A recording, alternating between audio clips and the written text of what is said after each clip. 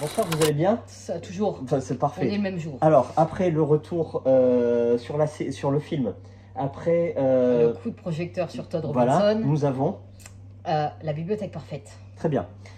Alors, la bibliothèque parfaite, C'est c'est, le livre parfait à avoir une fois dans sa vie, oui, à lire au moins pour une bibliothèque parfaite.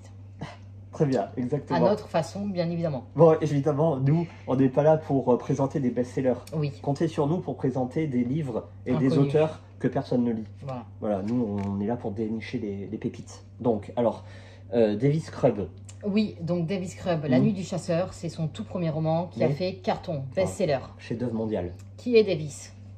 C'est un écrivain né en Virginie, c'est aux États-Unis. 1919, mort à New York en 1980. Voilà. Il a écrit 9 romans et des nouvelles, mais il y en a 4 plus précisément. Oui. Donc, Donc nous avons son premier, La Nuit du Chasseur. oui, On a récemment paru en 2022 Mhm. La Parade des Imbéciles. très bien. Ensuite, nous avons un roman sur Sherlock Holmes et le Et nous quatrième. avons Personne ne regarde en 2007, Très bien, chez Rivage Noir, je crois. exactement. Donc, à savoir que La Nuit du Chasseur, certainement, vous en avez déjà entendu parler par le film. Oui, oui, très bon film d'ailleurs. Considéré comme l'un des 50 plus grands films au monde de tous les temps. C'est Voilà.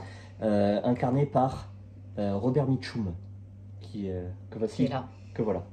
Alors le film est au top et le livre encore Encore mieux. plus. Donc, est-ce que tu peux nous faire le pitch, s'il te plaît? Alors le pitch, en espérant bien le faire. Tout comme Euh, d'habitude, vous êtes très talentueuse. Voilà, on va suivre une famille, enfin on va direct rentrer dans l'histoire avec une mère et ses 2 enfants. Son mari n'est pas là, pourquoi? Parce qu'il a fait un casse. Ils sont pauvres, il a pensé à sa famille, il a caché son magot, l'argent. Il est parti en prison, il a été pendu. Voilà. Fini. L'aîné est le seul, John, John est le seul, c'est un enfant, hein. voilà, Il est le seul au courant d'où est caché le magot. exactement. Sauf que la rumeur a circulé, a fuité, et qui s'approche de la famille? Un prêcheur, Mhm. évidemment tout beau tout rose, mais très mal attentionné. D'ailleurs, il était avec le père en prison et il a essayé de lui tirer des informations, ça n'a pas marché. Donc il va aller s'en prendre à la famille, mais sournoisement, en draguant la mère, en se mariant avec. Tout le village même va l'accepter, va l'aimer, va l'aduler, sauf que il va faire pression sur... Sur le gamin, sur John, Voilà, que l'on va suivre. Ça va être la voix, le protagoniste principal. Mais tout l'intérêt de ce bouquin, c'est l'un des rares comme ça, tient sur l'antagoniste, en fait sur le méchant de l'histoire. oui. Même le film, hein. D'ailleurs, si Robert Mitchum l'incarne, c'est que voilà. Ah bah oui. Tout l'intérêt, c'est cette personnalité double. C'est un prêcheur, voire prédicateur, voire pasteur, voire évangéliste. Il va se marier avec la mère. Tout le monde dans le village va l'adorer parce qu'il paraît l'homme sûr, l'homme confiant, l'homme serein, toujours de bons conseils. Alors que dans le cadre privé, auprès de John, qui est qu'un gamin, ça va être le pire des vicieux, le pire des salopards. Il va faire une pression psychologique énorme, mais abjecte. Et ça va limite le détruire, quoi. ah oui, totalement. Et ça, c'est que au début, parce qu'après, il va y avoir toute la pression de la violence physique, corporelle. Ça va aller jusque-là. Et le prêcheur, qu'est-ce qu'il veut? Il veut savoir où est le pognon. Voilà, où est l'argent. C'est son but. Et John, lui, de son côté, par respect pour la mémoire de son père, pour protéger de la famine sa famille, mais surtout pour protéger Pearl, sa petite sœur, de toute cette violence. Donc en gros, il va endosser toute la souffrance. Parce qu'il me semble même que la petite sœur n'est pas du tout au courant de la mort du père. Voilà. Et donc c'est merveilleux. Il va se taire. Oui. C'est merveilleusement bien écrit. Ouais. C'est incroyablement bien écrit. C'est d'une noirceur absolue.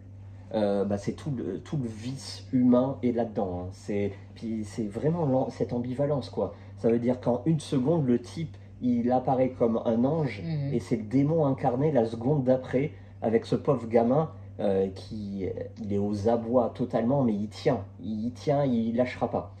Il va se passer pas mal de choses par la suite.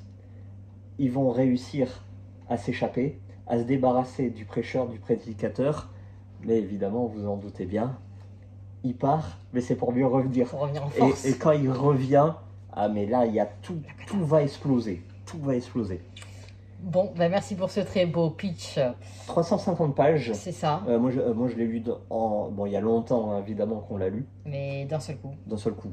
C'est une fois qu'on rentre là-dedans, c'est un roman noir proche de la perfection. Très prenant. Voilà. Très bonne écriture. Ah oui, merveilleux. Et surtout, très bonne histoire. Et malheureusement... On ressent toute cette émotion. C'est vraiment bien. Totalement. Et malheureusement, ça fait que 100 retours sur Babelio. Voilà, et encore moins sur Amazon. C'est comme ça. Il y a des livres comme ça qui passent entre les filets et qui ne devraient pas. Pourtant, c'est 1958, hein, donc voilà, 60 ans, 70 ans. 70 ans. Et 70 ans après, on en parle encore. Et vraiment pas le succès escompté, malheureusement. Mais aux États-Unis, c'est chef-d'œuvre. Hein. Et même en dehors des frontières. Oui, c'est comme un peu le Georges Pelecanos. Voilà. Exactement. Il est adulé. Et il a été finaliste du Pulitzer.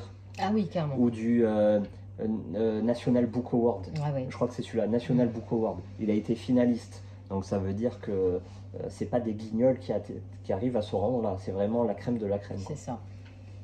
Voilà. Donc... Bon, est-ce qu'on le conseille? Oh ben, alors là, les yeux fermés. Voilà. En même temps, c'est une bibliothèque parfaite. Donc si on ne le conseille pas, ça serait bizarre. On peut le lire les yeux fermés et assis sur les fesses. Voilà. Donc, et le livre et le film, n'oubliez pas. Oui, il vaut toujours mieux y aller dans le livre en premier. C'est tout bon. C'est tout bon. Merci à vous. Merci. À bientôt. À très vite.